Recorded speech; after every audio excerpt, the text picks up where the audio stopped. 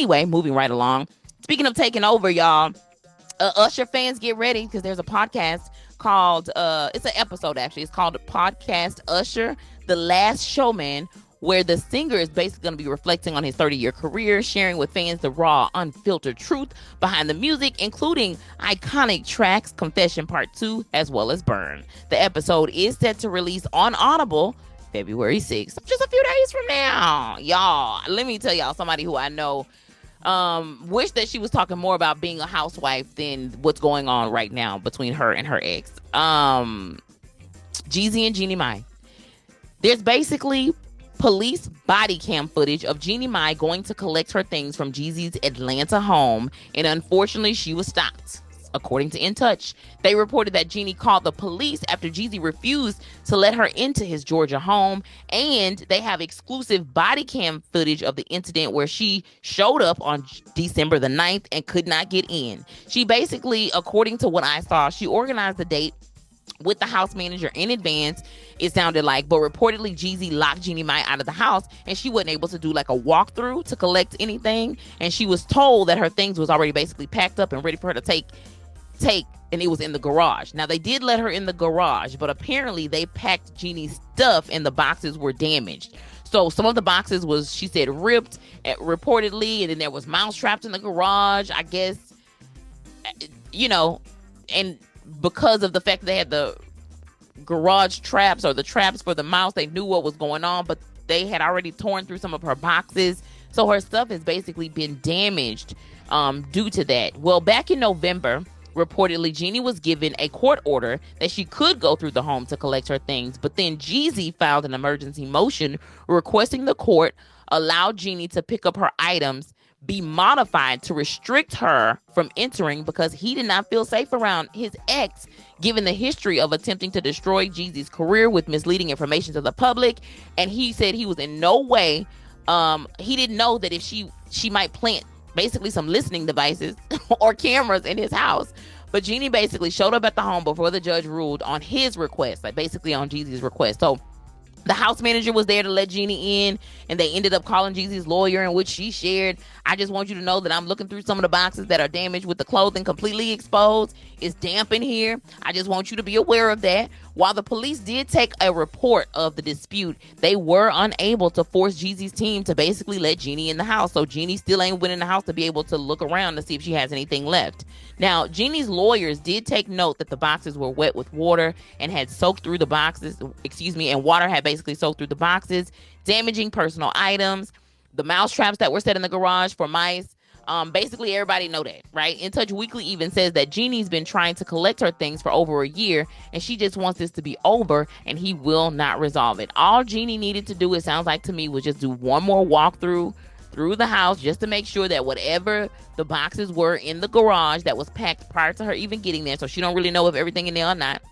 She just wanted to walk through to see if all of her things or her items had been collected. But unfortunately, child, y'all gonna have to go back to court to resolve that matter. Hate that for you. I hate that for you, but they tell me that this is a pattern of Jeezy, and unfortunately, Jeannie, I don't know if you thought it was gonna be different with you because you had the ring, because he put a ring on it. Unfortunately, we're seeing now that that is not the case. If you don't know, the two wed back in 2021. They split in September 2023, and then they finalized that divorce in June 2024, and here we are in February 2025, and they still sound like they going through it. Well, good luck, but there's also still more to come, because we want to know if Jeannie Mai ever gonna get in so she can look around the house to get her things. We shall see. And let's talk a little bit about some Tiny Desk concerts, y'all. Spiritual Word IG reports that we should be on the lookout for the following artists who's going to be taking the stage for the Tiny Desk concert this Black History Month, including Corday, Leon Thomas, Marvin Sapp, Braxton Cook, as well as Lotto, call her Big Mama, Barty Strange, Yasmin Williams, Revive Big Band, and those are just to name a few. I remember last month I saw Doechii, who killed it at the Tiny Desk concert, so I cannot wait to see what her career actually continues to bring. And then also Bilal. If you are a Bilal fan, he was initially featured with, I think, The Roots some years ago, but this time he actually graced us with his presence as a solo artist recently. So you can check that out on NPR's Tiny Desk Concert channel. I think it's is it Tiny Desk Music or something like that on YouTube? But you can check it out there. All right. And while we're talking, I might as well continue on, y'all. Let's go black on the inside of the National Enquirer's February the 10th issue, where they are praising, well, I wouldn't say praising. They're kind of they're kind of criticizing actually comedian Trevor Noah, who's going to be hosting the Grammys. That is going to be coming on tonight. Well, they're saying that his jokes are stale. I just think he's easy on the eye, and I still think that he's perfect. I mean, the Grammy Awards is not a place, no offense to anybody.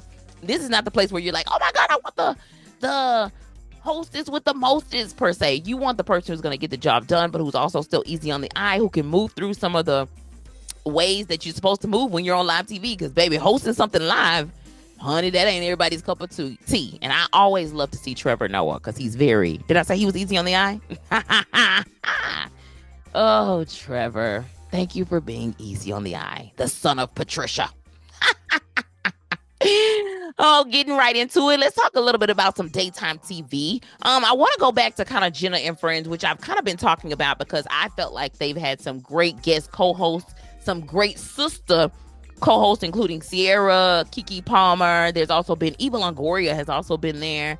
And Sierra as well, if you don't know. Well, apparently, according to page 12 here in the National Enquirer, it's looking like Jenna and Friends is looking to have none other than Scarlett Johansson to kind of fill in for the gig, which I'm not sure if they haven't officially announced anybody yet, but I'm not gonna lie, I think Scarlett's great, but in terms of the person that I would like for it to be, Scarlett was definitely not my choice. My number one choice still right now will probably be Keke, and then the next person, now that I've seen her do it, is Sierra, actually, because I think Sierra would be, I think the look that her and Jenna have together, I think it's just a more flowy look in general, but they're saying that Scarlett might get the gig, and Scarlett also sounded like she's been eyeing the job herself as well, sharing with Jenna and the whole world that she's been adjusting to it, as well as getting up early in the morning, her brand new life, what she does with her kids now in the morning, how she may not be there for them to go to school, but she's there in the evening,